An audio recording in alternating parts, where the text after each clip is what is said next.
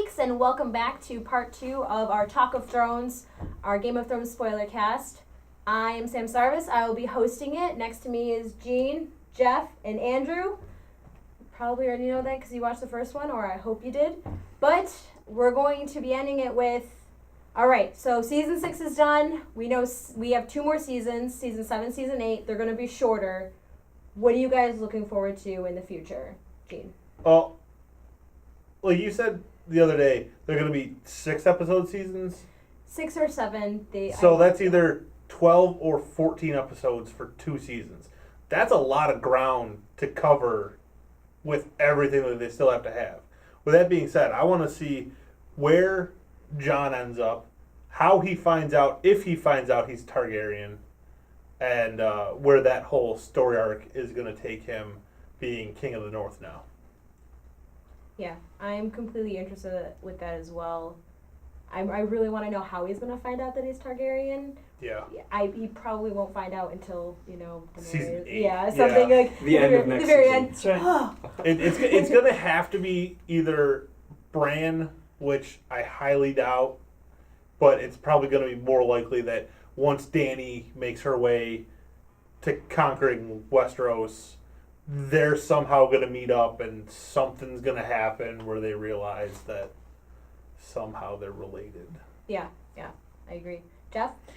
So one character in particular I was kind of met on in the beginning of the season, that was Arya. Her storyline kind of, even fans were starting to speculate, like, let's make her storyline more interesting. Let's have the waif be like a shadow of her or something like that. And it was very weird. But eventually she's just like, takes her name back. She says, this was fun. I'll see you later. I learned how to cut candles. I'm good to go. Yeah, I did read a theory that the waif was actually Arya, just like her subconscious. Right. And the two of them fighting was her fighting herself. And could you imagine a girl on the bridge just stabbing herself in the gut? And people just like, yeah, let it go. It's kind of like the whole Fight Club. Another day in Bravos. Fight Club theory there. Yeah, Fight Club and Bravos. First thing about Fight Club is don't talk about Fight Club, even if you're stabbing yourself on a bridge. A girl does not talk about Fight Club. That's right, there you go. I love that theory. That's actually perfect, because that would explain Jaqen telling her that, a girl is truly no one. Right. Yeah. I'm glad I feel like if they had gone with that route, it would have been a little jumping the shark. Like, let's just put it all in on this. I'm glad she became, realized. She was like, I found myself, I'm Arya, I have something to do. So she goes back to Westeros, and she kills she kills Walder Frey, she kills one of the biggest enemies in the series. And how many faces did she take from the hall? that's what I wanted to do. Did you just take a sack and just be like, that one? That one, just face shop. That would be great. Face shop. I'm interested to see where her storyline goes. And Jorah Mormont too, just like these singular characters. Yeah, I kind of want to see, does Jorah find his cure? Like, right. Shireen. Yeah. We're in the end game now, and this is a time to get people together and really start fighting. But we've got these 2 very people who are on their own in the end, and what does that mean? Do they find each other? I don't know. I'm not here to make more ships, but you know what I mean. Yeah. It would be very interesting. I want to see how that goes. What about you, Andrew? During this past season, and even the season before, I was starting to not really dig Daenerys' story. It just seemed really bogged down. Okay, you're in Marine. Okay, these people are trying to kill you. They're not happy that you're freeing the slaves and all that. So, but then towards episode 5 or 6, when she was captured by the Khalasar and taken a Dothraki place with all the where the Khaleesi's went. Yeah. Vos Dothrak, I think it's called. Yeah. Yep. And at that point, when she kind of started leading them away, then it started getting interesting, and then she gave them that speech where she said, "You are all my blood riders." I messaged in the group chat, I said, "Oh my God, this is so awesome, I'm so pumped." That was the coolest speech ever. And then after that, she got control over 3 dragons now. It's things are really starting to come together for her now. She got all her ships, got the alliance with Yara. She's apparently got this alliance with Dorne now, thanks to Varys. And Highgarden. And Highgarden. So it looks like, she is primed to kick some ass. Oh, she's going to kick some So ass. I'm wondering how she's going to not kick ass, because something's going to happen. I imagine her armada is going to meet with it's going to sink. New drowned king. Euron. Euron Greyjoy. They're going to meet, I think, and I hope not. I want her down. go in and Well- take over King's Landing because Cersei has no trump card. She has no wildfire. She's used it all. She has no supporters. I'm pretty sure. I mean, she's got the Lannister army. Maybe. Yeah. Like, it's. I feel like it would be a But Jaime is clean the only sweep. one in charge of the Lannister army now. Yeah. And I don't know if he's really going to fully support her after what she just did. Oh, absolutely not. No, I guarantee that Jaime is going to be plunging his sword into Cersei. While crying. Because in Yeah. the, and also in the, stabbing in the, himself. He's just going to in the stab both of books, them. he doesn't Just go about- back to Is that Cersei. metaphorical? No. But in this season he did. So maybe next season they're gonna start, pulling him away. I think he's already away. Yeah. I think him seeing her taking the place of the Mad King was it. He's done with her. He's going to fulfill her prophecy. Her prophecy was that she will be killed by her little brother.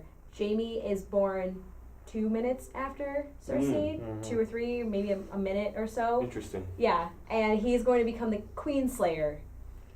King and Queen Slayer. Yeah. Collect the whole set. Yeah. But yeah, that's what I'm like. The real story of Game of Thrones isn't these little mini army battles between house powers. It's the White Walkers Yeah. versus the living, or what do you say, the Grey? Was Benjen called them? Yeah. Yeah, Yeah. So that's the main thing. So It'll be interesting too, because if you remember, the first shot of the series is of the White Walkers. Yeah. Do you remember they go to the camp and then they find the Yeah. bodies all lined out, like the tree? We found out that the tree of the children. It's going to be interesting. I think we're going to end with the White Walkers, though. It has to. It has to all end there. you think they're gonna win? Who knows? It's Game of Thrones, so- I honestly don't think Starks are making it out of this Caesar series alive. Well, technically, they have the biggest house now. Yeah. I think Yeah, all that. eventually Yeah. it's going to end up, because I also heard this other theory that Tyrion is Targaryen, which we'll talk about in the podcast because Yeah, it's that's a going to good take idea. a little Yeah. bit longer. Yeah. But there's a theory that Tyrion is Targaryen, and that's why Tywin hated him so much, because he wasn't his own blood. But he couldn't bear to kill him because it was his wife's child. Interesting. So he Rhaegar got raised around. them and stuff. Yeah, he did. But so that Don't then be it would player be with the the three heads of the dragon would be Jon, Dany, and Tyrion. It's definitely I think it's going to come down, if that holds true, it would come down to those three ruling Westeros together. I think that's definitely a question. Who rides those 3 dragons? I think that's eventually going to be what it is. It's going to be Jon, Tyrion, and Dany. Someone's gotta. Or they don't have to. Because Dany did just fine commanding all 3 of them by herself. I guarantee you there's going to be one more Targaryen found or shown somehow to complete the 3. You know, somebody who never showed up yet, we were talking about this before we started shooting, Lady Stoneheart. Yes. Yeah. Yes. Yeah. And whether or not she's going to pop it or not. It would be weird to put her in so late now, though. Yeah, It would, but I it's- feel like, like- she doesn't really have a place. I felt like they should have brought her in last episode. Like, At least to introduce the character. you know, like, get rid of Sam and Gilly at the Maester. Like, they could have put That that, was in next. cool, that whole scene, Sam was just like, And so was I. Yeah. Oh, Yeah. no, I loved it. I did love it, That but was- they could have added something else in and just put it in the next You know what episode. I noticed, though? There were no railings. That was like, it How looked many like, dead maesters are down at the bottom? like that must be a daily occurrence, like a clean up aisle 3 as somebody come Another over and old walk man in. fell down. whoop, Maester John fell over. So somebody called OSHA. That's right. Um, It's almost yeah. as bad as like at the bottom of every pit in Star Wars. They got someone sweeping. Yeah. Stop throwing Jedis down here. Sweeping up Jedi bits. Maester bits. Maester Maester bits. We'll sell that in the store, I'm sure. Oh, yeah, absolutely. Oh, Yes.